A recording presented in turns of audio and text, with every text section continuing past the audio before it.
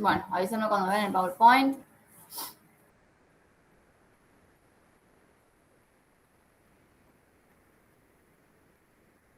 Se ve. ¿Se ve? Excelente.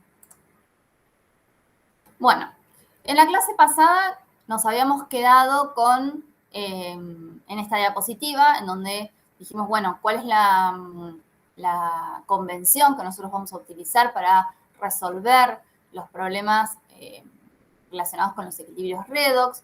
Hablamos de la convención de la UPAC, dijimos cómo vamos a llevar a cabo el análisis de cada uno de los problemas, siempre escribiendo semireacciones de reducción, y calculando el potencial de cada celda como potencial del cátodo menos el ánodo.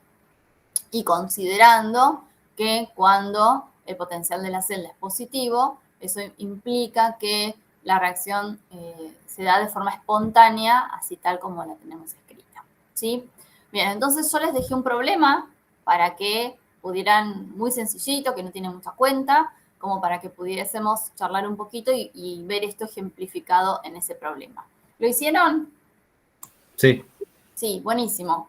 Bueno, entonces, teníamos que calcular el potencial de una celda formada por el par plata, plata 0 y cobre 2, cobre 0. Sí, los potenciales normales son esos que tenemos ahí.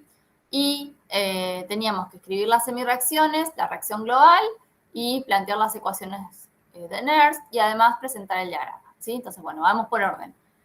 Escribieron las semireacciones y la reacción global. ¿Cómo les quedó la reacción global? 2 cation plata más cobre 0. Fecha de reacción, 2 moles de plata 0 más cation cobre. Bien, o sea, escribieron esta semireacción, y después, ¿qué razonamiento hicieron? Multiplico la semireacción de plata por Claro, 2. la cantidad de electrones tiene que ser la misma, así que multiplicas la semireacción de plata por 2. Bien, ok, pero ¿quién se oxida y quién se reduce? ¿Cómo hicieron para escribir la reacción global? ¿Cómo decidieron eso? ¿Se reduce la plata? ¿Por qué? Porque tiene mayor potencial. Bien, ok, entonces eso es lo que charlábamos en la clase anterior, que hablábamos de que el potencial normal nos da una idea de la fuerza oxidante o reductora de una determinada especie, y entonces en función de eso dijimos que el que tiene mayor potencial se reduce y oxida al otro par. Entonces en este caso el de mayor potencial es la plata, por lo tanto la plata se va a reducir y el cobre es el que va a oxidarse. Entonces, en función de eso, ahí queda la reacción global como ustedes me la contaron. Muy bien. Bueno, plantearon las ecuaciones de Nernst. ¿Cómo las plantearon? Yo tenía una duda con las ecuaciones de Nernst, porque eran una para cada uno de los, o sea, para cada grupo, ¿no? O sea, para el cation plata y cobre, cation Sí, cobre. Listo. exactamente. Esa era la idea, que no escriban una ecuación de Nernst para la reacción global, ¿sí? La idea es que cuando tengan este tipo de problemas, trabajen con las ecuaciones de Nernst de forma independiente. Es decir, que escribamos las semireacciones de reducción. Nosotros podemos escribir la reacción global porque queremos saber qué es lo que está pasando, pero siempre trabajamos con las semireacciones de reducción y las ecuaciones de Nernst independientes, es decir, la ecuación de Nernst planteada para cada una de las semireacciones. Entonces, teníamos que plantear la de plata por un lado, que es esa que tenemos ahí, y teníamos que plantear la de cobre por el otro lado, ¿sí? No planteamos ecuación de Nernst para la reacción global, ¿está? Muy bien. Sí. Quedó así, ¿verdad? Bueno, y entonces el diagrama de la celda, ¿cómo les quedaría? Vayamos. Acuérdense, izquierda el ánodo, puente salino, derecha el cátodo. Entonces, el ánodo también, nombren cómo les queda el ánodo de izquierda a derecha, hasta llegar al puente salino. ¿Quién está en el ánodo? El ánodo está el cobre 0 y Bien. después el cation cobre. Sería el cobre 0, barra. Barra cation cobre Ujú, doble barra, que sería el puente salino, ujú, el catión plata, ujú. y barra y el plata cero. Excelente. ¿Sí? Tenemos en el ánodo, que es donde ocurre es el electrodo en donde ocurre la oxidación, el que está oxidando es el cobre, por lo tanto el cobre es el que va en el ánodo, y en el cátodo tenemos a la plata. ¿Sí? En este caso, ambos pares redox tienen un componente metálico. En el caso del cobre, el cobre cero, y en el caso de la plata, el plata cero. Por lo tanto, son los que van a actuar como electrodos. ¿Está? Además de participar de la semireacción, son los que actúan como electrodos. ¿Está? Muy bien. Bueno, y yo calculé el potencial de la celda, que no sé si, sí lo decía inicialmente, ahí está, me había perdido, ahí lo decía inicialmente, calculamos el potencial de la celda, era nada más ni nada menos que hacer la resta entre los potenciales normales, ¿sí? Estamos siempre trabajando en condiciones estándar. Entonces, usamos los potenciales normales, en el cátodo dijimos la plata, en el ánodo el cobre, y el potencial entonces de esta celda en condiciones normales, en condiciones estándar, es de más 0,462 volts. ¿Sí? Muy bien. ¿Alguien tiene algo distinto? ¿Alguna duda? ¿No? Bien. Bueno, y entonces el inciso B decía que calculemos, ¿sí?, el potencial de la celda si la concentración de plata en disolución, en vez de ser 1 molar, que sería la concentración para una disolución estándar, es 0,10 molar. ¿Sí? Y la de cobre, en vez de ser 1 molar, es 0,08 molar. ¿Está? ¿Lo calcularon? Sí, con la ecuación de Nernst. Bien, buenísimo. Bien, ¿y cómo lo calcularon? Yo tengo acá la ecuación de Nernst para la plata, entonces,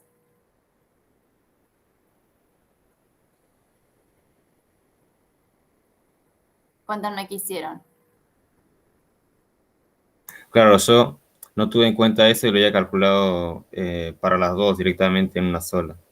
Ah, está Por bien. eso lo hice mal. Y por eso había preguntado primero lo de anteriormente. Bien, ok. So, les recomiendo que usen las ecuaciones de Nernst de forma separada, porque no, a ver, en general es más fácil trabajar con el potencial del cátodo y el potencial del ánodo separado y no con la ecuación global en sí, ¿sí? Para después poder reemplazar de forma adecuada y utilizar la ecuación esa que es cátodo menos ánodo, ¿está? Entonces, ¿alguien lo hizo de forma separada o también lo hicieron de forma global? Yo lo hice de forma separada. Bien, De la ecuación de Nernst para el par de plata y después para el par de cobre.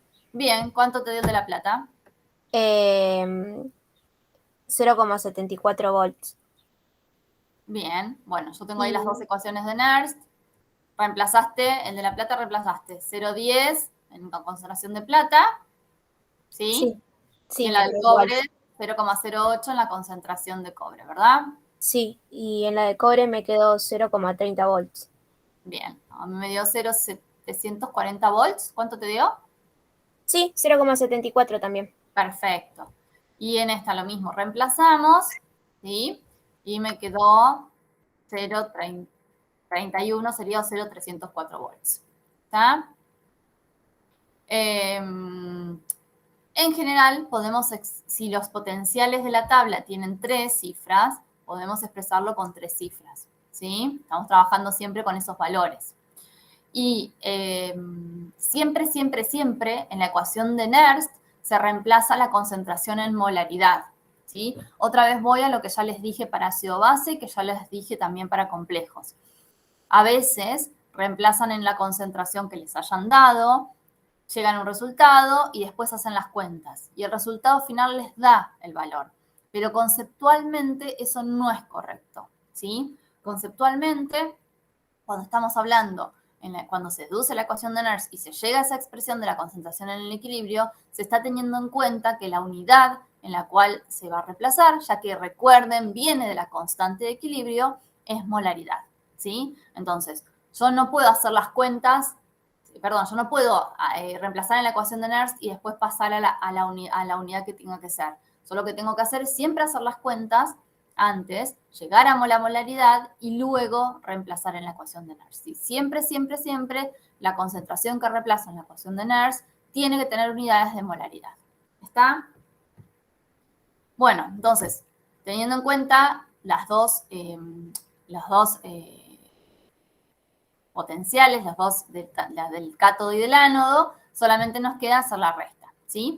Y entonces nos queda que en este caso, cuando las concentraciones son menores a las condiciones estándar, el potencial es de 0,40, a mí me dio 0,436 volts, ¿sí? ¿Alguna duda de esto? ¿De cómo trabajarlo? ¿No? No, profe, se entendió. Bien, perfecto, buenísimo. Bueno, entonces, este ejemplo, bueno, medio que nos había quedado colgado de la clase anterior, así que bueno, espero que hayan podido de todas maneras empezar la guía y avanzar en la guía. Y también me quedaba comentarles que el electrodo estándar de hidrógeno no es el único electrodo de referencia que se utiliza. De hecho, es el electrodo de referencia que menos se utiliza en la actualidad. Y esto es debido a que, por más que nosotros digamos que el electrodo estándar de hidrógeno, yo les dije, es fácil de construir, es reversible y demás, en realidad, llevado a la práctica, no es tan fácil de construir, no es tan fácil de tener en el laboratorio. Se requiere de un tubo de hidrógeno con las condiciones de seguridad correspondientes. Entonces, llevado a la práctica, ¿sí? Si bien en su momento fue considerado el electrodo de referencia excelencia, llevado a la práctica en laboratorio, es bastante difícil de poder instrumentar, ¿sí? Una medida con un electrodo estándar de hidrógeno. Entonces surgieron otros electrodos de referencia, como los que tenemos acá, que son el electrodo de calomel saturado y el electrodo de plata cloruro de plata, ¿sí? En la actualidad, bueno, el electrodo de calomel saturado está formado por mercurio, ¿sí? Que está sumergido, o está en contacto en realidad, con una solución saturada de cloruro mercurioso, que a su vez está en contacto con una solución saturada de cloruro de potasio.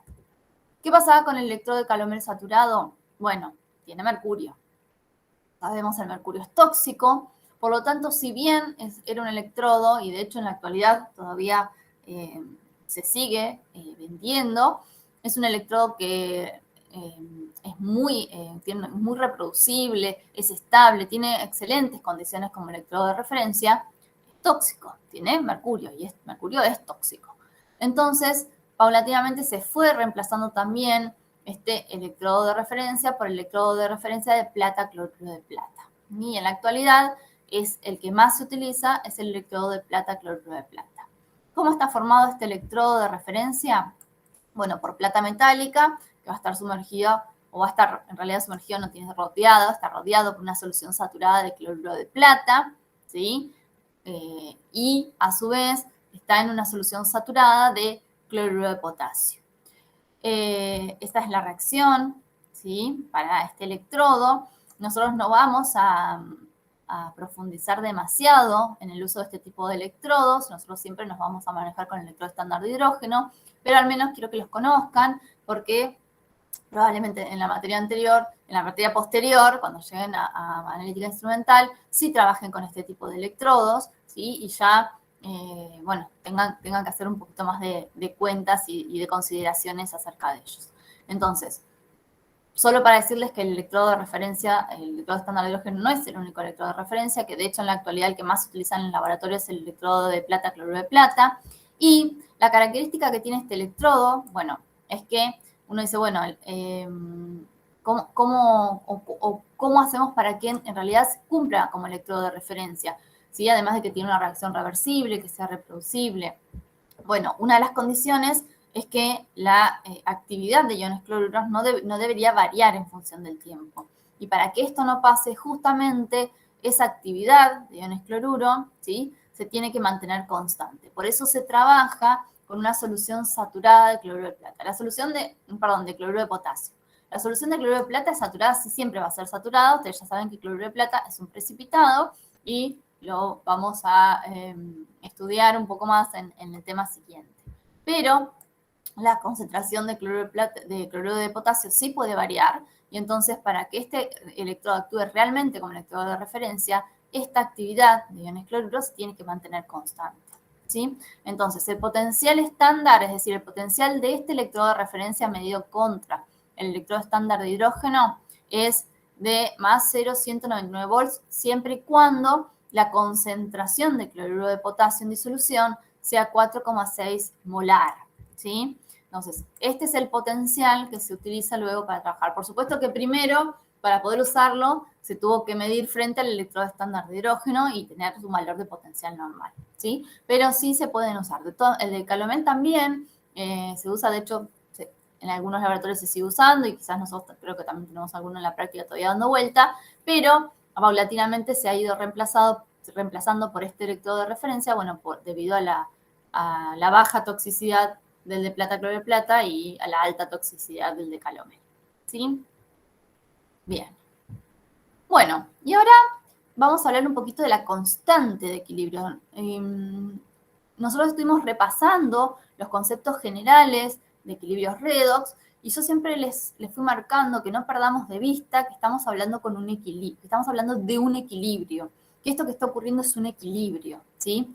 Y la clase pasada, la clase del viernes, estuvimos hablando de, bueno, cómo interpretar el valor que me da el potencial normal y hablamos de que nos va a permitir tener una idea de cuál es la fuerza que tiene una determinada especie como oxidante o como reductor, ¿sí?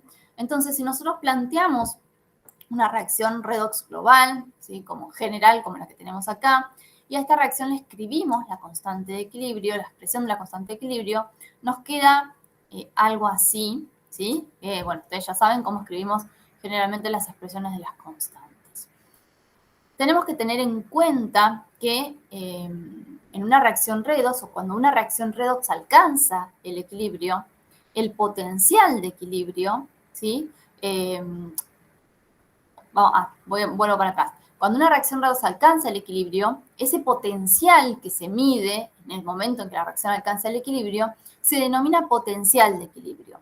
Y ese potencial de equilibrio va a ser igual, ¿sí?, a los potenciales de los pares redox involucrados. Es decir, el potencial de equilibrio es el potencial en el cual la reacción redox alcanza el equilibrio, es ese potencial, y va a ser igual al potencial de cualquiera de los pares redox involucrados.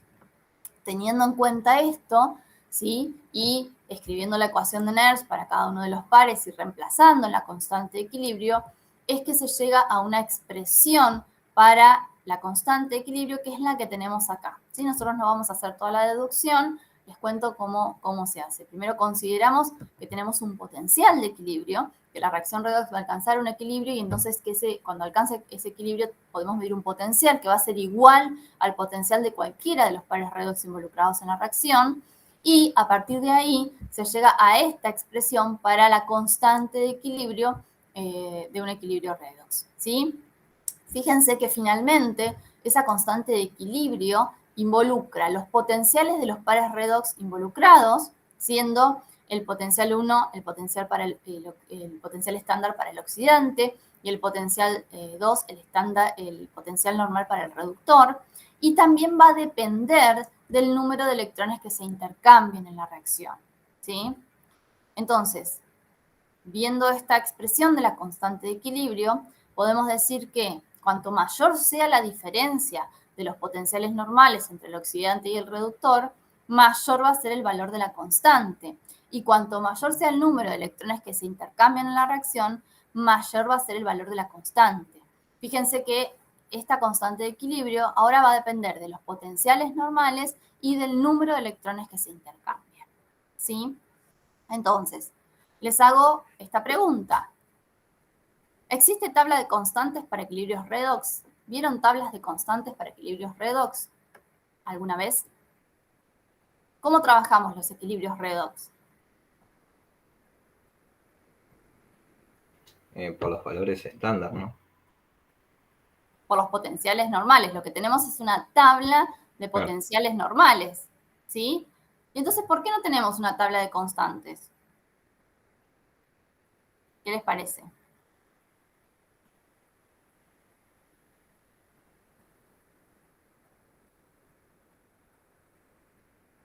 ¿Por qué es muy variable? ¿Muy variable qué? Las Depende cuál. combinaciones que se pueden hacer o no. ¿Cómo?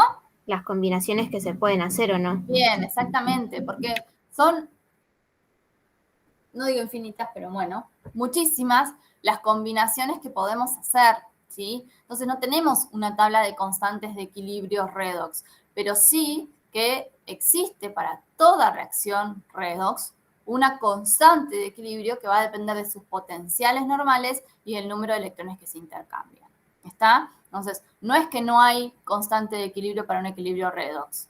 Lo que hay constante de equilibrio. Lo que no hay es una tabla en donde estén los valores de esas constantes debido a que es tanta la posibilidad de combinación que tenemos que, bueno, nada, tenemos la tabla de potenciales normales. A partir de esos potenciales normales, nosotros podemos calcular la constante de equilibrio para cada reacción redox en particular. ¿Está? Entonces, vuelvo a repetir, estábamos hablando de un equilibrio, ¿sí? Y tiene su valor de constante y esa constante la puedo calcular. Cuanto mayor es el valor de la constante, como en el resto de los equilibrios, más desplazado va a estar el equilibrio hacia la derecha, así hacia los productos, y por lo tanto más cuantitativa es la reacción, más completa es la reacción, ¿sí? Bien, bueno, entonces vamos a empezar hoy con valoraciones de oxidación-reducción. ¿Qué pasa en una valoración de oxidación-reducción? Bueno, tenemos dos pares redox involucrados en una valoración. Un par redox va a corresponder al analito y el otro par redox va a corresponder al valorante. En líneas generales, ¿sí? Los valorantes son especies que tienen capacidad, que tienen fuerza oxidante, ¿sí? Que son especies oxidantes. En líneas generales, se trabaja con valorantes que son especies oxidantes y el analito tiene que ser reductor, ¿sí? ¿Por qué no se trabaja con reductores, ¿sí? Como valorantes? Sí hay algunos ejemplos de valorantes que son especies reductoras, pero en líneas generales los reductores son mucho más inestables que las especies oxidantes y reaccionan muy rápidamente con el oxígeno atmosférico. Por lo tanto, se oxidan, ¿sí? Y se oxidan. Por lo tanto, en general, si bien no es completamente 100%, hay muchos ejemplos y van a encontrar en la biología ejemplos en donde se utiliza como valorante una especie reductora, pero en líneas generales se prefieren las especies oxidantes como valorante a las especies reductoras por esa razón, porque son más estables y más fáciles de manipular, ¿sí? ¿Qué condiciones tiene que cumplir una reacción redox de valoración? Bueno, las mismas que tenían que cumplir en ácido base y en complejos. Tiene que ser, en primer lugar, cuantitativa. ¿Qué quiere decir que tiene que ser cuantitativa? Lo dijimos recién. Que se puede medir. No exactamente que se puede medir. ¿Qué quiere decir que sea cuantitativa la reacción? ¿No era de la respuesta binaria? Sí, ¿no? No. No, eso es un método analítico que puede ser cualitativo o cuantitativo, ¿sí? Pero cuando nosotros hablamos de una reacción cuantitativa, yo recién les dije Que tenga un K grande. bien, que la constante de equilibrio sea elevada. ¿Qué quiere decir eso? Que cuanto mayor es la constante de equilibrio, más desplazado está la reacción, ese equilibrio hacia los productos, por lo tanto más completa es la reacción, y cuando una reacción en química analítica es más completa, se dice que es cuantitativa, ¿sí? Entonces, tiene que ser cuantitativa, por lo tanto, tiene que tener un valor de constante elevado. Tiene que ser una reacción rápida. Nosotros vinimos trabajando ya con las reacciones de valoración, tienen que tener una cinética rápida. ¿Qué pasa en el caso de las reacciones de redox? Bueno, no son rápidas. En líneas generales, la mayoría de las reacciones de redox son reacciones que son más lentas. Por lo tanto, es usual utilizar catalizadores o control de temperatura, es decir, aumentar la temperatura de la reacción, o si no podemos hacer un catalizador o el control de temperatura, se recurre a la estrategia de hacer una valoración por retroceso, ¿sí? En líneas generales, no cumplen con ser rápidas y entonces hay que utilizar alguna de estas estrategias para hacer que la reacción de valoración sea más rápida. Tienen que tener estequiometría definida, ¿sí? ¿Y qué pasa en las reacciones de oxidación-reducción? Bueno, el problema es que muchas de las especies tienen diversos estados de oxidación.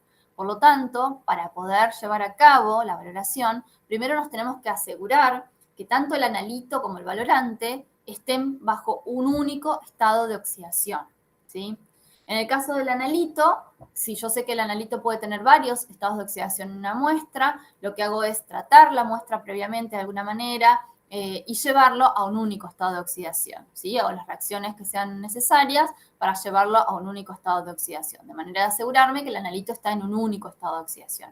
Y con el valorante lo mismo. Con el valorante lo que se hace es ajustar las condiciones experimentales de la valoración de manera de asegurarme de que el valorante también tenga un único estado de oxidación.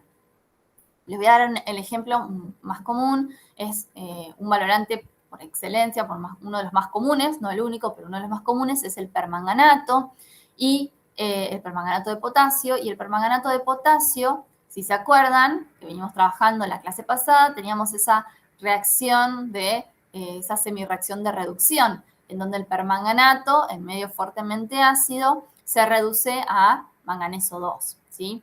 ¿Qué pasa? El permanganato también se puede reducir a óxido de manganeso, ¿sí? Con un estado de oxidación de 4, de más 4. Por lo tanto, en este caso, para asegurarnos de que el permanganato se reduzca a manganeso 2, ¿sí? Y no se reduzca a manganeso 2 y a óxido de manganeso, lo que se hace es ajustar el medio, ¿sí? Ya que se tiene que producir en un medio fuertemente ácido, bueno, se ajusta el medio, se le da al medio un pH lo suficientemente bajo como para asegurarnos que la única reacción involucrada va a ser la reducción del permanganato al manganeso 2, ¿sí? Entonces, para el analito, yo puedo tratar la muestra previamente y asegurarme de que tenga un único estado de oxidación, y en el caso del valorante puedo ajustar las condiciones experimentales para asegurarme también que haya una única reacción, ¿sí? Una única semirreacción. Y en el caso de, finalmente disponer de un indicador que lo vamos a ver sobre el final de la clase, cada vez se hace más y más difícil. Empezamos con ácido base, con esto de que tenemos indicadores en toda la escala de pH y podemos elegir, y ya se nos complicó un poquito más en complejos, y bueno, acá se complica aún un poquito más, pero tenemos algunas alternativas y vamos a ir viéndolo sobre el final de la clase. Bueno, vamos a trabajar con las curvas de valoración, ¿sí? Vamos a ir haciendo el análisis que venimos haciendo para el resto de los equilibrios. En este caso, la curva de valoración en redox es el potencial, ¿sí? En función del volumen de valorante agregado. Entonces, lo que se mide es la variación del potencial en la disolución en función del volumen de valorante que estoy agregando. Fíjense que la curva de valoración es como el resto de las curvas de valoración, que tiene una forma sigmoidea. Sin embargo, acá no tengo el logaritmo del potencial, ¿sí? Teníamos el pH, era una función P menos el logaritmo, el P del metal era una función P menos el logaritmo de, y acá no tengo P de potencial, no tengo menos el logaritmo del potencial, ¿sí? Tengo potencial. Y sin embargo, la curva de valoración tiene forma sigmoidea. ¿Por qué es eso? ¿Qué les parece?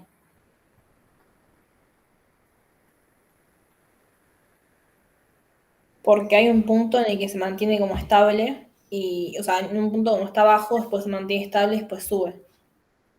Eso sí, pero ¿por qué en el eje, sí, no tengo una función P, que es la que me daría esta forma sigmoidea de la curva de valoración, y sin embargo, tengo una forma sigmoidea? El potencial a qué es igual? Al potencial normal. Claro, porque es una diferencia ya. Sí, es una diferencia. Siempre se va a medir frente al electrodo estándar de hidrógeno, ¿sí? O algún otro electrodo de referencia. Una valoración, ¿sí? Como las que nosotros vamos a ver en teoría. lo aclaro, en teoría, que va a ser estudiar el potencial a lo largo de la curva de valoración, requiere que nosotros midamos el potencial, cosa que no requiere la práctica, ¿sí? Cuando nosotros hacemos, a veces sí, a veces no, en realidad, pero van a ver cuando les expliquen mañana el trabajo práctico de la valoración redox, no les van a hablar de que están midiendo el potencial, porque van a trabajar con un indicador, o no, ahora vamos a ver, y van a ver la valoración a punto final, es decir, a un cambio en la solución que les va a decir, bueno, hasta acá llegó mi valoración. Estas curvas que nosotros vamos a estudiar acá en teoría requieren de una medida del potencial, y esa medida de potencial se hace mediante un método instrumental, ¿sí? Entonces, para poder hacer estas medidas, yo necesito un electrodo de referencia, que puede ser el de hidrógeno o otro, ¿sí? Pero necesito un electrodo de referencia. Es verdad, lo que alguien me dijo, que esto ya es una diferencia de potencial, pero esa no es la razón por la cual la curva es sigmoidea. La razón por la cual la curva es sigmoidea es que ya implícitamente tenemos involucrado un logaritmo dentro de la expresión del potencial. Si se acuerdan de la ecuación de Nernst, tiene involucrado el logaritmo de las concentraciones. Entonces, las concentraciones ya van a variar como logaritmo de, ¿sí?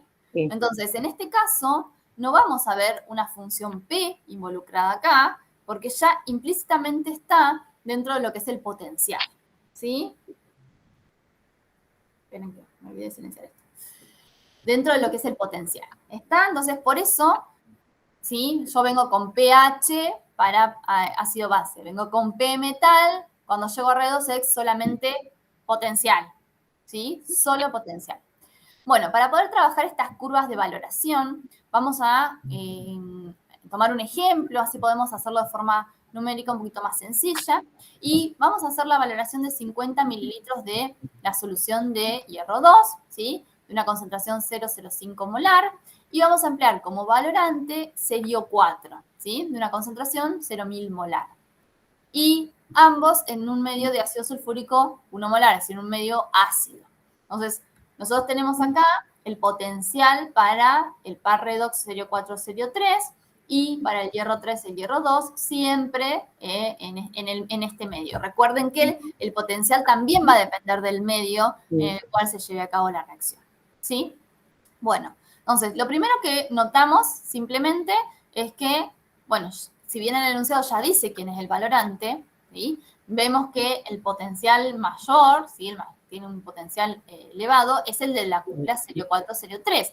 Por lo tanto, ese va a ser nuestra solución de valorante, va a actuar como una especie de oxidante, y el hierro se va perdón, el cerio se va a reducir y el hierro se va a oxidar.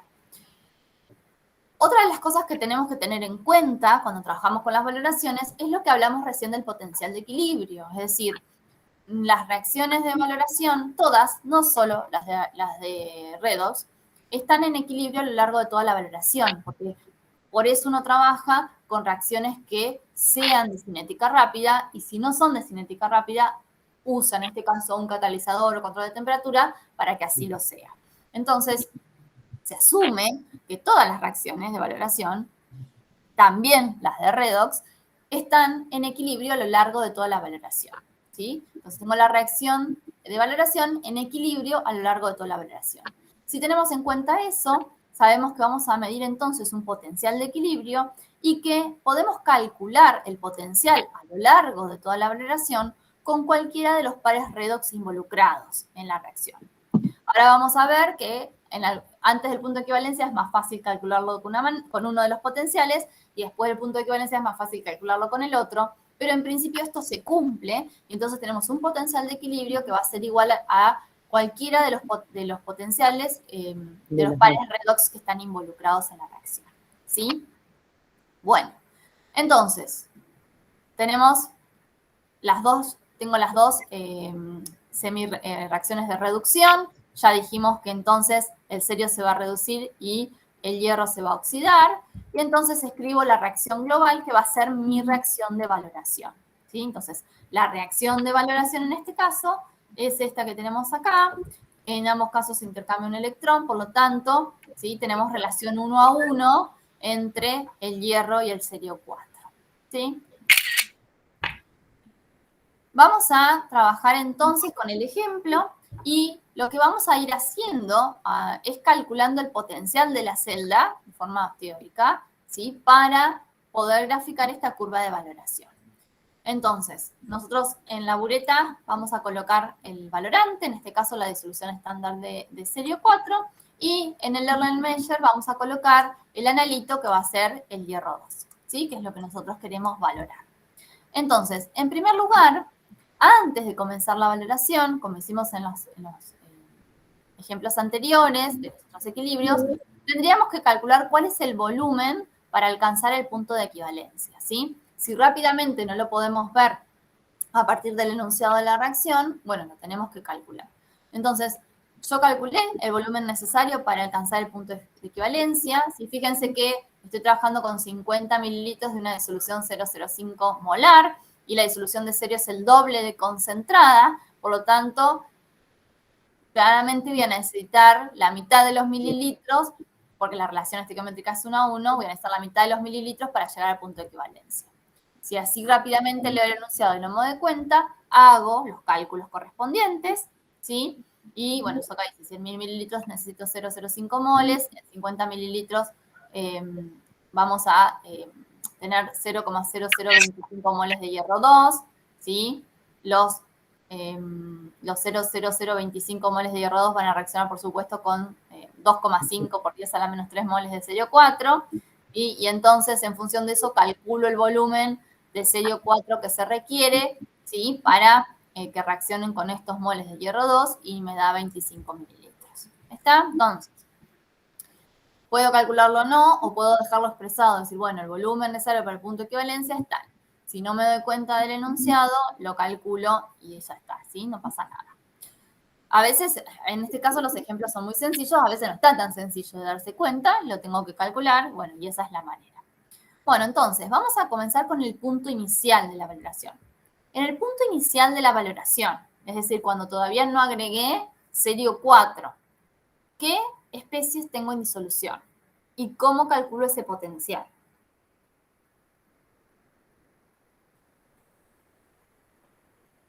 Punto inicial.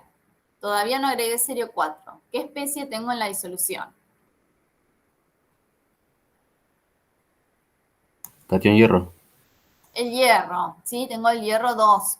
El hierro más 2 es el que tengo en la disolución, ¿sí? Yo ahí les puse, bueno, ahí les aclaraba, en el Erlenmeyer en este caso, tenemos hierro 2. Por lo tanto, ¿qué pasa con el potencial en el punto inicial? Tengo solamente hierro 2. ¿Puedo medir un potencial? No. No, ¿por qué?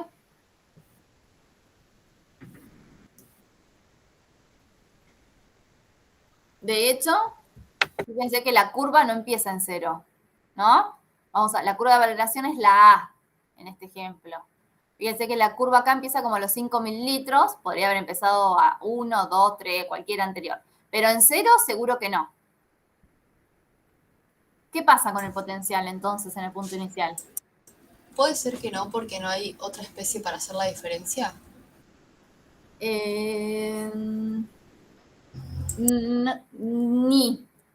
es que no hay otra especie para hacer la diferencia, porque el potencial se mide contra un electrodo de referencia.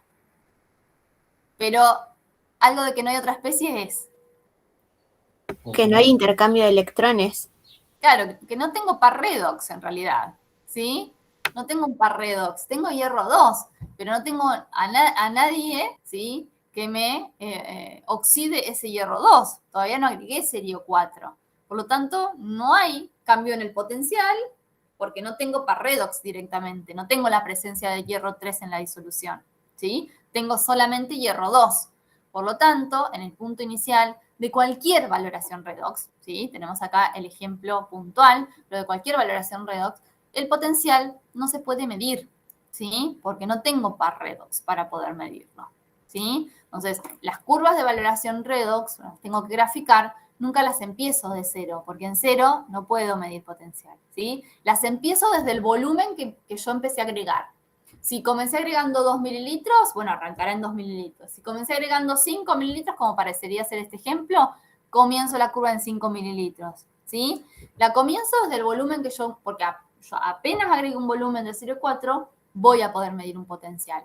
Antes no, ¿está? Entonces, comienza no necesariamente en 5, comienza en el volumen, la curva comienza en el volumen en el cual yo comienzo a agregar el valorante, ¿sí? O sea, agregué 0,4, 2 mililitros iniciales, bueno, comienza en 2 mililitros. Agregué 5, comienza en 5. O sea, donde yo empiece a valorar. Antes no tengo potencial, ¿sí? No lo puedo medir, no es medible. Muy bien.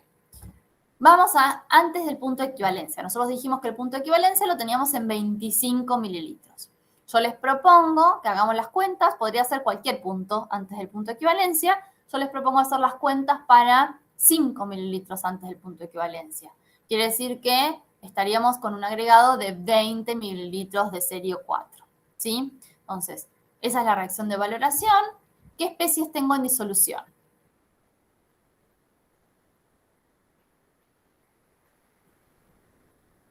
Cation de hierro y 0,4. ¿0,4? 0,3. Bien. ¿Y qué más? Y el cation hierro. El ¿Cuál? oxidado.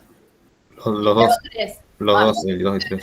Exactamente, muy bien. Entonces, yo comencé la valoración, agregué 0,4, empecé a agregar 0,4, pero el 0,4 que estoy agregando, lo que está haciendo es oxidando al hierro 2 hacia hierro 3 y el 0,4, ¿sí?, se reduce a 0,3. Por lo tanto, las especies que yo tengo en disolución son el hierro 2, el hierro 3 y el 0,3.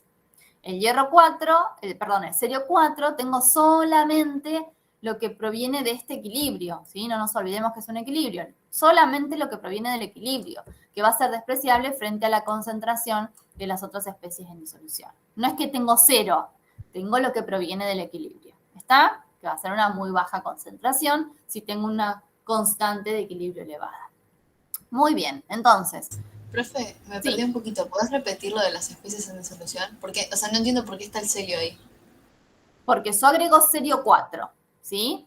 El 0,4 lo que va a hacer es consumirse para dar lugar a la oxidación del hierro 2 al hierro 3. Pero cuando se produzca la oxidación del hierro 2 al hierro 3, al mismo tiempo el 0,4 que estoy agregando se va a reducir a 0,3. Van a ocurrir las dos reacciones a la vez, ¿sí? Por lo tanto, lo que yo tengo en mi solución va a ser parte del hierro 2 que todavía no reaccionó, ¿sí? El que todavía no se consumió. El hierro 3 que se formó por el agregado del 0,4, ¿sí?, que hizo que el hierro 2 pase a hierro 3. Y el 0,3 que se formó porque el 0,4 que yo agregué, cuando lo agregué, hizo que parte del hierro 2 pase a hierro 3, pero él a su vez, para que eso pase, se tuvo que reducir. ¿Está? ¿Se entiende? Sí, ahora sí. Entonces, el hierro 2 es el que todavía no reaccionó. El hierro 3 es el que se formó cuando agregué el 0,4, pero a la vez también se formó el 0,3. ¿Está? Se formaron los dos. ¿Sí? ¿Quedó claro? Sí, ahora sí. Sí, bien. Gracias. Entonces, tengo esas tres especies en disolución.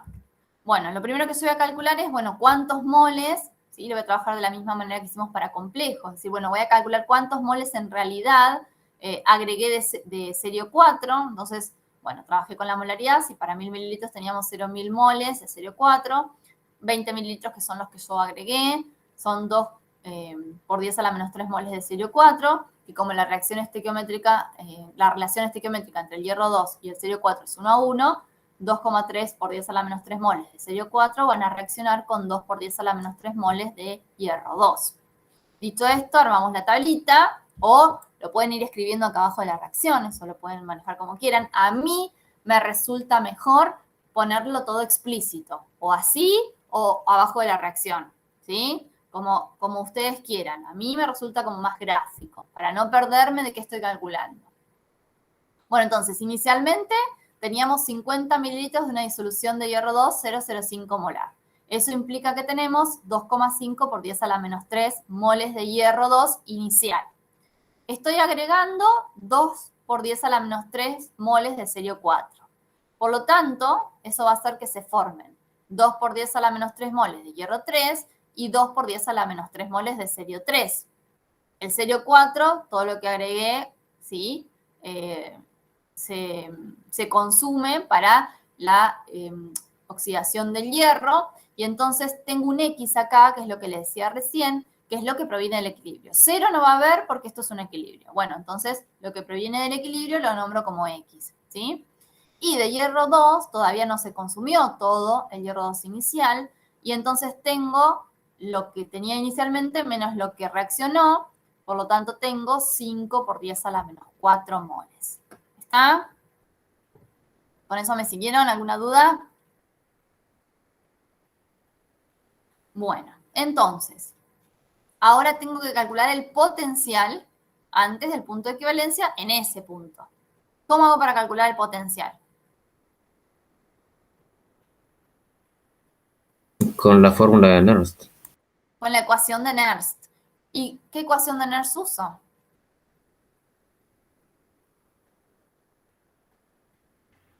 Para cada uno de los potenciales, ¿no? Bueno, ¿hace falta? Vos decís para cada uno de los pares redox, ¿no? No necesariamente para todo. No necesariamente. ¿Por qué no hace falta? ¿Yo qué les dije? Porque la reacción está siempre en, o sea, en la valoración redox, la reacción redox está siempre en equilibrio. Muy bien, eso que les dije al principio, que como la reacción redox siempre está en equilibrio y sabemos que cuando una reacción redox alcanza el equilibrio, el potencial de equilibrio va a ser igual al potencial de cualquiera de los pares redox involucrados, entonces yo puedo calcular el potencial con cualquiera de los dos pares redox. Lo puedo calcular o con el par hierro 2, hierro 3, o lo puedo calcular con el par serio 4, serio 3. Cualquiera de los dos pares redox los puedo utilizar para calcular el potencial. Si yo miro con cuál me va a resultar más fácil calcularlo en este caso, y me va a resultar, si puedo elegir entre el par serio 4, serio 3 o el par hierro 3, hierro 2, me resulta mucho más sencillo calcularlo con el del hierro. ¿Por qué? Porque del hierro conozco qué concentración, ¿sí?, me está quedando de hierro 2 y conozco qué concentración me está quedando de hierro 3. Con el serio, ¿qué me pasa? Sé qué concentración tengo de serio 3, pero no sé bien cuánto proviene del equilibrio, ¿sí? Y lo que proviene del equilibrio tendría que involucrar la expresión de la constante, y entonces se empieza a complicar la cuenta. Pero ¿para qué nos la vamos a complicar si yo sé que el potencial en el equilibrio va a ser igual a cualquiera de los potenciales de los pares redox involucrados? Entonces, en este punto, antes del punto de equivalencia, puedo utilizar el par redox hierro 2, hierro 3, hierro 3, hierro 2, como quieran decirle, para, ¿sí?, poder calcularlo, ¿sí?, para poder calcular el potencial. Y entonces ese es el que voy a usar. No me complico con el otro porque lo que proviene del equilibrio yo no lo sé y es más difícil de calcular. Entonces, si vamos a hacer eso, ¿sí?, tenemos que calcular en molaridad para poder reemplazar en la ecuación de Nernst, ¿sí? Escribo la ecuación de Nernst para el par hierro 3, hierro 2, que va a ser esta que tenemos acá, ¿sí? Y entonces estas concentraciones las puedo reemplazar, pero siempre las tengo que reemplazar en molaridad. Y entonces hago las cuentas. Si para 70 mililitros, volumen final, ¿por qué? Porque tenía 50 iniciales más 20 que agregué hasta este punto que estamos calculando, tengo 5 por 10 a la menos 4 moles de hierro 2, en 1000 mililitros cuánto, y la misma cuenta hago para el hierro 3, teniendo en cuenta que de hierro 3 se formaron 2 por 10 a la menos 3 moles, ¿sí?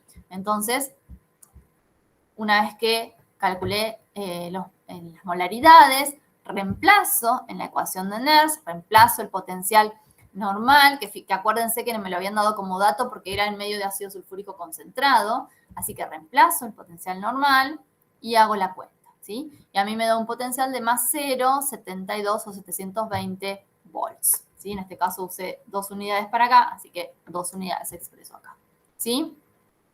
Bien, entonces, en este punto, que sería por aquí, más o menos, este punto de por acá, tengo un potencial de más 0,72 volts. ¿Sí?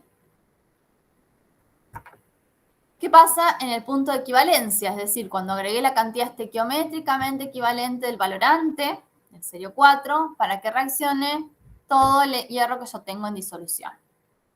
Entonces, en el punto de equivalencia, quiere decir que agregué 25 mililitros de serio 4, ¿sí? Eso habíamos dicho al principio, que el volumen de serio 4 para llegar al punto de equivalencia era de 25 mililitros.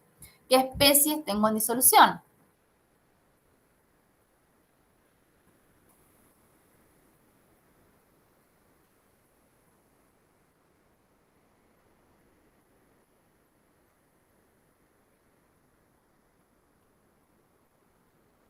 ¿Qué especies voy a tener en disolución?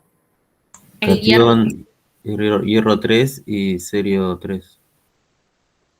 Claro, hierro 3 y serio 3, ¿sí? Si yo agregué la cantidad estequiométricamente equivalente de serio 4 para que reaccione todo el hierro en disolución, las especies que ahora voy a tener en disolución van a ser el hierro 3 y el serio 3. Van a ser el hierro 2, ya se oxidó todo a hierro 3. Y el serio 4 que agregué para que esto pasara, se redujo a serio 3. Entonces las especies que tengo en disolución son hierro 3 y serio 3. ¿Tengo hierro 2 y serio 4? Sí, lo que proviene del equilibrio, ¿sí? Lo que proviene del equilibrio que va a ser despreciable frente a las concentraciones de hierro 3 y de serio 3 que tengo en la disolución. Bien, entonces, nosotros dijimos esto, ¿verdad? Agregamos 25 mililitros, agregamos entonces 2,5 por 10 a la menos 3 moles de serio 4 que reaccionaron con 2,5 por 10 a la menos 3 moles de hierro 2. Sigamos. Lo ponemos así como en una esquemita, en esta tablita. Tenemos que inicialmente teníamos esos moles. Esos reaccionaron, por lo tanto se formaron 2,5 por 10 a la menos 3 moles de hierro 3 y 2,5 por 10 a la menos 3 moles de serio 3. Y, ¿sí? Tenemos serio 4 y hierro 2, lo que proviene del equilibrio.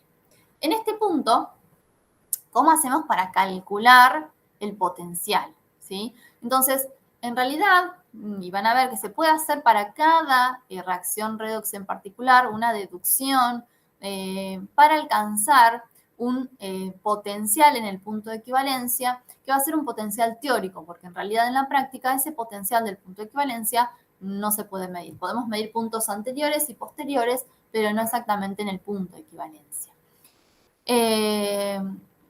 De cualquier forma, ¿sí? Cualquier ecuación redox que estemos trabajando, cualquier reacción de valoración, tenemos una ecuación general, una expresión general para poder calcular ese potencial teórico en el punto de equivalencia, que es esta que les muestro acá.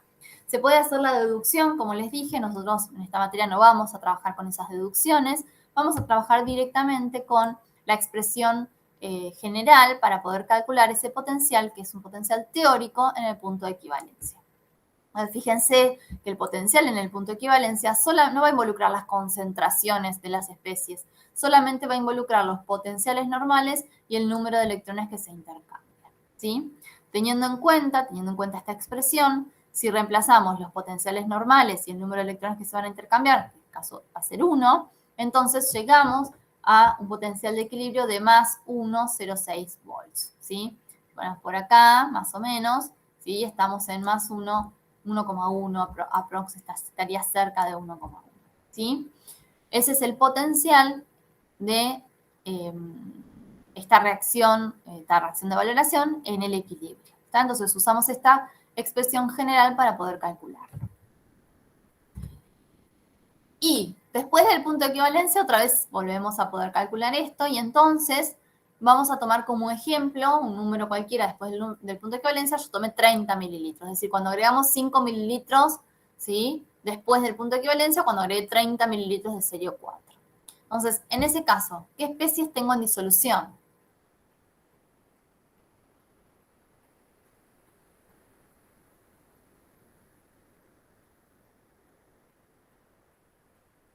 El hierro 3 y el cesio 3.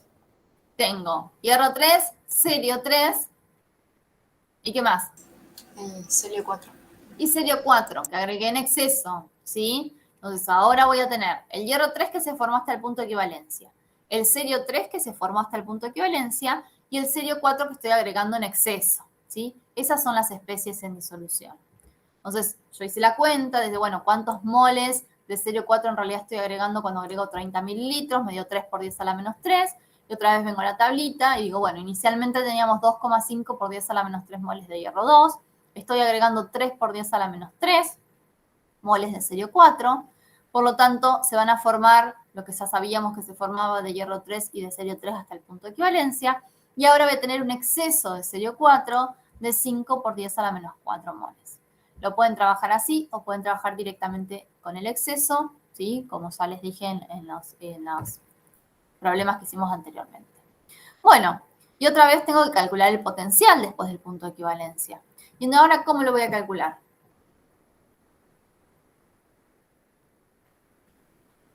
Antes del punto de equivalencia, usé el par redox hierro 3, hierro 2 para poder calcularlo. Y ahora... La del cesio, o creo que es así. Serio. La del serio, ¿sí? Muy bien, usamos la del serio. ¿Por qué? Porque otra vez me pasa lo mismo. O sea, otra vez estoy trabajando en condiciones de equilibrio. Ya sé que puedo calcular el potencial con cualquiera de los pares redox involucrados y me pasa que del serio 4 y del serio 3 puedo calcular perfectamente la concentración. Del hierro 3 puedo calcularla, pero del hierro 2 no. Otra vez tengo lo que proviene del equilibrio. Y otra vez se me complica. Vieron ya que recién vimos que en el punto de equivalencia se complica calcular esas X. Entonces, ¿para qué nos vamos a complicar? Si sabemos que estamos trabajando en equilibrio y que existe ese potencial de equilibrio que va a ser igual a cualquiera de los potenciales de los pares redox que están involucrados. Entonces, uso en este caso el del serio 4, serio 3. Entonces, escribo la correspondiente ecuación de Nernst, ahora, ¿sí? Teniendo en cuenta las concentraciones de serio 3 y de serio 4, y calculo las concentraciones en molaridad. Fíjense que ahora el volumen final es de 80 mililitros, son los 50 iniciales más los 30 que agregamos hasta ese punto. Calculo las molaridades, reemplazo en la ecuación de Nernst, ¿sí? Y obtengo el potencial después del punto de equivalencia, que en ese punto me da más 1,40 volts, ¿sí? Fíjense que, para poner una regla un poco rápida, ¿sí? Antes del punto de equivalencia, siempre va a convenir calcular el potencial con el par redox del analito, porque siempre va a ser el analito el que esté en exceso, y después del punto de equivalencia, siempre va a convenir calcular el potencial con el valorante, porque va a ser el valorante el que esté en exceso, ¿sí? Eso se cumple para todas las valoraciones, ¿está? Yo se los quería mostrar numéricamente, por ahí se los digo y no se ve tan fácilmente, ¿sí? Pero eso siempre medio se cumple así. Antes del punto de equivalencia yo tengo un exceso de analito, por lo tanto, el par redox que voy a usar para calcular el potencial en cualquier punto anterior al punto de equivalencia es el del analito, y después del punto de equivalencia tengo exceso de valorante, y entonces el par redox que voy a usar para calcular el potencial en cualquier punto después del punto de equivalencia es el del valorante. ¿Está? Muy bien, ¿alguna duda? No. Excelente. Bueno, y entonces vamos a ver qué pasa con esta reacción de valoración. Fíjense, la curva A es la reacción que nosotros estuvimos trabajando hasta recién, y la curva B es otra reacción de valoración en la cual también se usa serio como valorante, pero en este caso vamos a valorar uranio, ¿sí? Entonces, fíjense que en este caso, yo les puse acá para que recordemos los potenciales normales del par serio 3, serio 4, serio 3, el del hierro, y acá les agregué el del uranio, ¿sí? Y fíjense que es óxido de uranio 4. Fíjense que en este caso, la diferencia de potencial entre el par de serio 4, serio 3 y el del hierro es menor que la diferencia de potencial entre el serio y el uranio, ¿sí? Y eso se ve reflejado en el salto alrededor del punto de equivalencia. Fíjense, este es el salto alrededor del punto de equivalencia para el hierro 2, y este es el salto alrededor del punto de equivalencia para el uranio. ¿Qué es lo que ocurre? Si la diferencia de potenciales entre el serio y el uranio va a ser mayor, eso implica que la constante de equilibrio de esta reacción va a ser mayor. ¿Se acuerdan la expresión de la constante de equilibrio? Era el logaritmo de la constante igual al potencial ¿sí? Del oxidante menos el potencial del reductor. Bueno, dijimos que cuanto mayor es esa diferencia, mayor es el valor de la constante, más completa, más cuantitativa es la reacción. Entonces, ¿qué es lo que ocurre en este caso? Esta reacción, ¿sí? Está más desplazada hacia la derecha, tiene una constante mayor que esta reacción. Por lo tanto, el salto alrededor del punto de equivalencia va a ser mayor. Cuanto mayor es la constante, mayor es el salto alrededor del punto de equivalencia. ¿Está? Entonces, eso es lo primero que observamos al comparar estas dos reacciones de valoración redox. Otra de las cosas que observamos es que para la reacción de hierro, el punto de equivalencia, ¿sí?, está en una posición equidistante, digamos, ¿sí?, en la mitad, como en la mitad del salto, mientras que para la reacción del uranio, el punto de equivalencia no está en la mitad del salto, ¿sí?, que estaría como por acá, está un poquito más abajo. ¿Y eso por qué es? Bueno, tiene que ver con la estequiometría de la reacción. Fíjese que está marcado el punto de equivalencia para el hierro 2, ¿sí?, justo en la mitad del salto, y el punto de equivalencia para el uranio un poquito más abajo.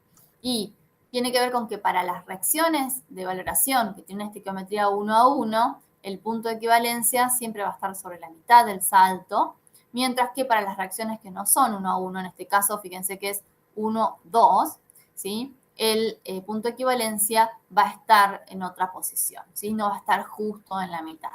¿Está? Eso es lo otro que podemos ver. Y por último, otra conclusión que podemos sacar de acá tiene que ver con las concentraciones. ¿Se acuerdan que en el resto de las valoraciones venimos trabajando, bueno, con qué pasa si yo disminuyo la concentración del analito? Bueno, ¿qué pasa en este caso si nosotros disminuimos la concentración del analito? Es decir, en vez de trabajar con una solución de hierro 2, 0,05 molar, trabajamos con una solución de hierro 2, 0,005 molar, ¿sí? Por lo tanto, como diluimos el analito, tenemos que diluir el valorante y entonces ahí tenemos la concentración del valorante. ¿Qué pasa en este caso cuando diluimos, ¿sí?, el analito? ¿Cómo afecta la concentración a la curva de valoración? Fíjense, esto es lo que nos pasaba en ácido base, ¿sí?, que nosotros disminuíamos la concentración del analito y entonces el efecto era una disminución de la región de equivalencia, tanto para un ácido fuerte como para un ácido débil, aunque cuando teníamos un protolito débil notábamos el cambio en la región posterior, después del punto de equivalencia. Sí, a ver, ya eso lo explicamos por qué, pero en todo caso la consecuencia era la misma, ¿sí? Disminuía la región de equivalencia. ¿Qué pasa en redox? En redox, el potencial, ¿sí?, va a ser independiente de la dilución del analito. Es decir, nosotros podemos tener un analito diluido, ¿sí?, o diluir ese analito, que la curva de valoración va a ser siempre la misma, no va a cambiar. ¿Y eso por qué es? ¿Qué les parece?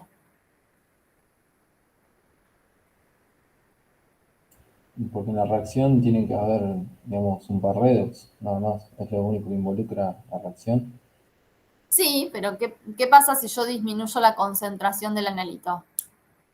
De ese par redox. ¿Por qué no afecta?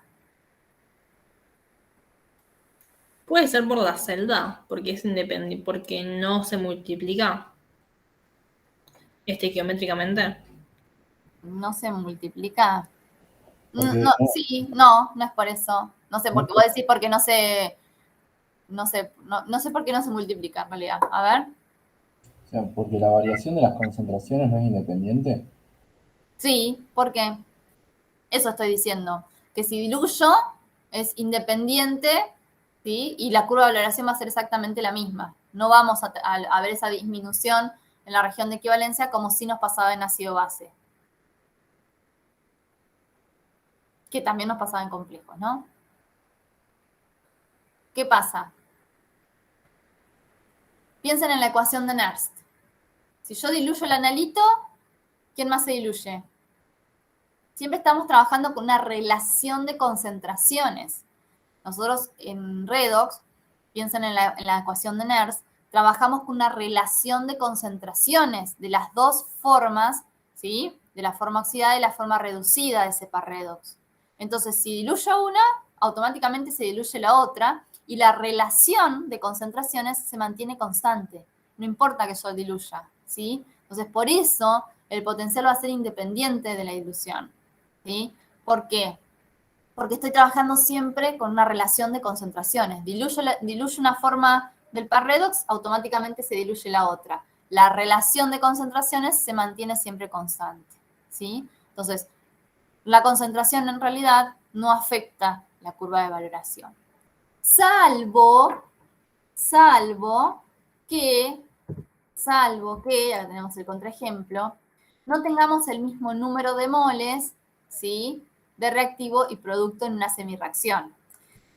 Piensen, trabajamos con hierro recién, ¿no? Entonces teníamos hierro 3 más un electrón, hierro 2, ¿sí?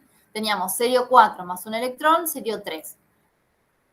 Por cada hierro 3 teníamos un mol de hierro 2. Por cada un mol de serio 4 teníamos un mol de serio 3. Y eso generalmente se da siempre. Por cada un mol de permanganato tenemos un mol de manganeso 2. Generalmente se cumplen casi todas las semirreacciones. Hay algunas muy puntuales en las que no se cumple, que es este ejemplo, en donde tenemos el triyoduro, ¿sí?, que por cada un mol de triyoduro tenemos 3 moles de yoduro.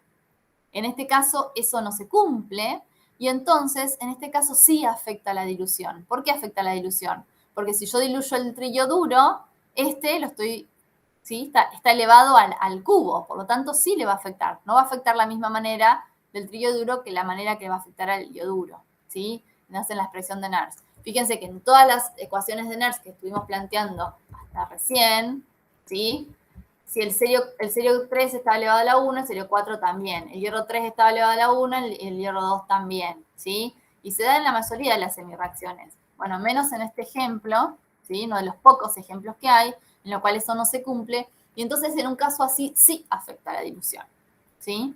Pero son ejemplos muy puntuales. En líneas generales pasa lo que vemos siempre, ¿sí?, en donde el número de moles de reactivo es igual al número de moles de producto en una semirreacción, y entonces la dilución no va a afectar, ¿sí? ¿Se entiende? Bueno, Sí.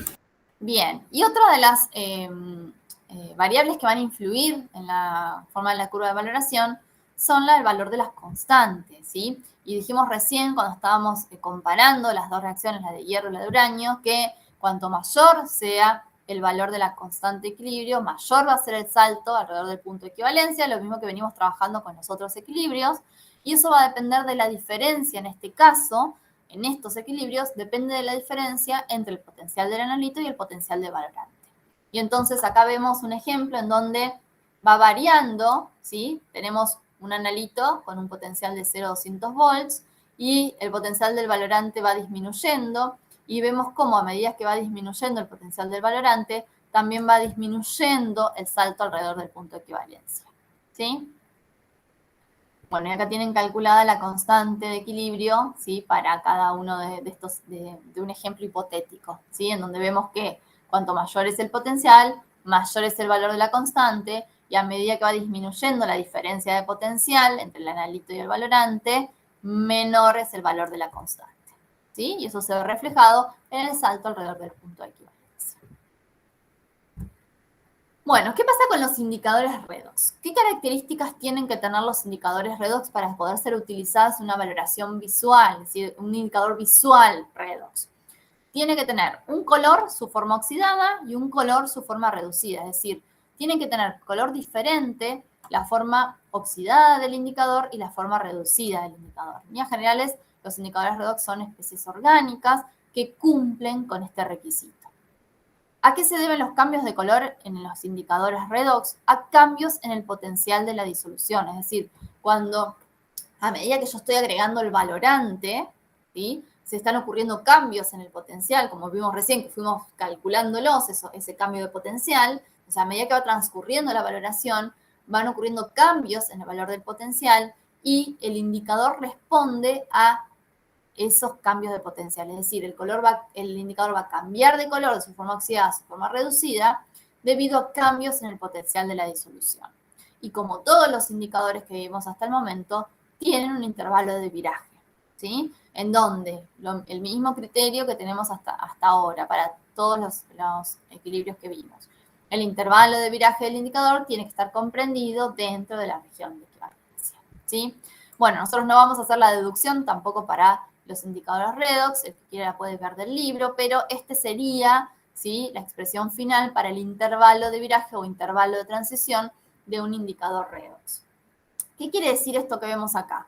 Que este intervalo, porque fíjense que es más menos, es decir, voy a tener el potencial del indicador más 0,059 sobre n y el potencial del indicador menos 0,059 sobre n, eso me va a dar un intervalo, y ese intervalo nos indica cuando el valorante va a crear, es decir, cuando yo voy agregando el valorante va a ir cambiando el potencial de la disolución, y cuando se alcanza ese intervalo es cuando se produce el cambio de color del indicador. ¿Está? Por eso los cambios del indicador responden al cambio del potencial. Y otra vez nos pasa lo mismo que nos pasaba para elegir el resto de los indicadores, en el caso, o muy similar al indicador de ácido-base, en donde el indicador va a virar de color, ¿sí?, independientemente de que se haya alcanzado el punto de equivalencia. ¿Por qué? Porque el indicador va a virar de color cuando se dé ese cambio de potencial que necesita para que cambie de color. ¿Está? Por eso, el color en este caso cambia, ¿sí?, el indicador va a cambiar de color cuando se dé esa variación de potencial que está dentro de este intervalo, ¿sí? Bueno, en la tabla de abajo vemos, ¿sí?, distintos indicadores redox que se pueden utilizar. Fíjense que la tabla se achica. Bueno, tenemos una tabla muy corta de opciones, con algunos potenciales, ¿sí?, para algunos de estos indicadores, y el color de la forma oxidada y la forma reducida para cada uno. Los indicadores redox se pueden clasificar, digamos, como en dos grandes grupos. Si bien hay alguno que está fuera de este grupo, como el azul de metileno, se pueden clasificar en el grupo de la difenilamina y en el grupo de la ferroína. El grupo de la difenilamina, nada, aparte de esta reacción que es irreversible, ¿sí?, donde tenemos la difenilamina incolora, pero que en un medio que pierde protones y da lugar a la formación de la difenilbencidina, que también es incolora, pero que está en equilibrio con esta forma violeta, ¿sí? ¿Qué pasa con la difenilbencidina? Bueno, primero tiene un potencial estándar bastante bajo, lo que hace que sea difícil de utilizar o sea, que puedan cumplir ese criterio de que su intervalo de viraje esté contenido dentro de la región de equivalencia. Y además tiene la desventaja que es poco soluble en agua, y nosotros nos manejamos prácticamente siempre con soluciones acuosas. Por lo tanto, de la difenilbencidina surgen otras dos derivados que se pueden utilizar como indicadores, que es el ácido difenilaminosulfónico, con este potencial, y el ácido fenilantranílico, con ese potencial, que ambos son más solubles en agua y tienen un potencial mayor. Y después tenemos la ferroína, que también es un clásico, tiene esta forma, su forma oxidada es azul pálido y su forma reducida es rojo intenso, y es uno de los indicadores visuales redox que más se utiliza. Como vimos recién, la tabla es corta, entonces no tenemos tantas opciones de indicadores para poder elegir. Sin embargo, para valoraciones redox tenemos otras dos opciones posibles. Una es un sistema que no se use indicador. Y bueno, ¿cómo funciona un sistema que no se use indicador? En el libro de Barbosa y Silva lo van a encontrar como sistemas con autoindicador, creo que dice. Creo que dice autoindicador. No está del todo bien el término autoindicador, ¿sí? Pero lo que quiere decir es que porque no agrego ningún indicador. En este caso, las valoraciones que se llevan a cabo sin indicador es porque utilizan como valorante el permanganato. El permanganato de potasio tiene un color violeta en su forma oxidada y tiene un color incoloro en su forma reducida, es decir, el permanganato es color violeta y el manganeso 2 es incoloro. Por lo tanto, cuando yo estoy haciendo una valoración usando permanganato como valorante, cuando yo agrego una gota en exceso, ¿sí?, del valorante, la solución se tiñe de violeta.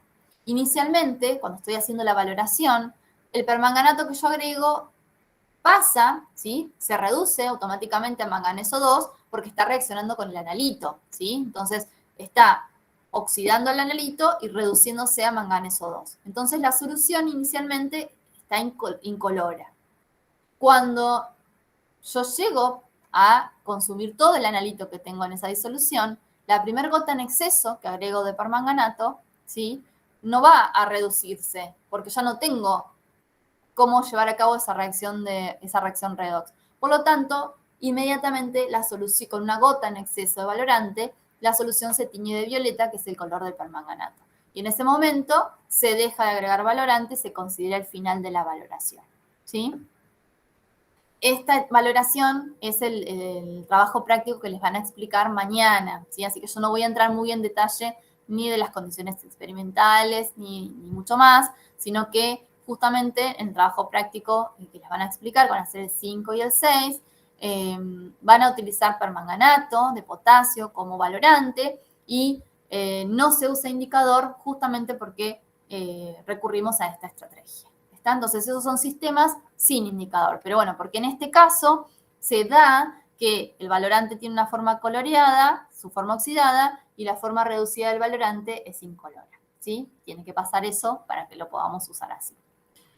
Y por último tenemos sustancias que reaccionan con una sola forma del par redox del analito, se llaman indicadores específicos, y yo les puse el ejemplo que hay, que es el del complejo almidón-ioduro, ¿sí? El yodo en disolución, como tal, no lo tenemos, ya sabemos, ¿sí? Lo tenemos como triyoduro. Y el triyoduro forma con, cuando yo agrego almidón a una disolución, un complejo de almidón triyoduro que es color azul. Entonces, este tipo de indicadores muy específicos, que fíjense que no es un indicador redox, porque en realidad lo que se forma es un complejo, ¿sí? Se utiliza mucho en las valoraciones que se conocen como iodometrías, en donde se trabaja, ¿sí? Con un analito, que va a ser en este caso oxidante, se agrega un exceso de yoduro y se produce yodo, ¿sí? Ese yodo en disolución, ya dijimos, como yodo como tal no está, entonces lo que tengo en realidad es triyoduro.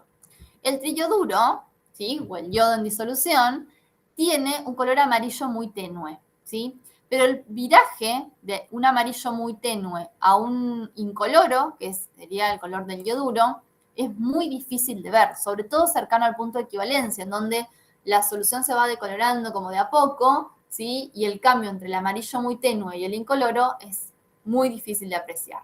Entonces, lo que se hace en estas valoraciones, en donde se valora el triyoduro con tiosulfato de potasio en general o con tiosulfato de sodio, es agregarle almidón, ¿sí? Entonces, cuando yo le agrego almidón, el triyoduro que tengo en disolución o parte del triyoduro que tengo en disolución forma el complejo color azul y entonces la solución se tiñe de azul.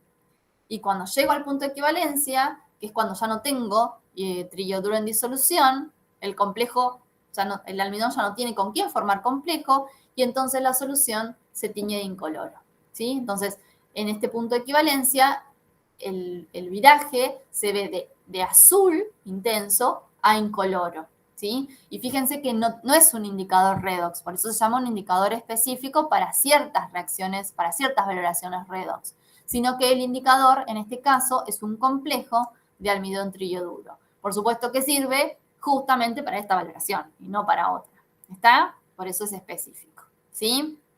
Pero bueno, esa es la diferencia principal. Tenemos los indicadores redox como tales, ¿sí? Que tienen su intervalo de viraje y los podemos calcular y tienen su potencial y responden a cambios de potencial en la disolución.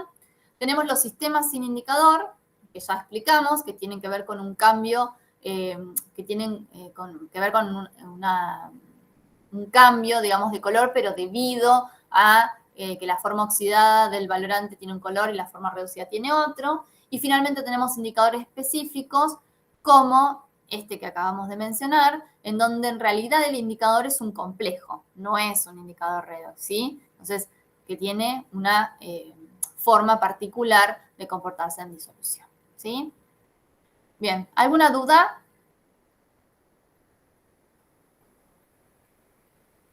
¿No? No.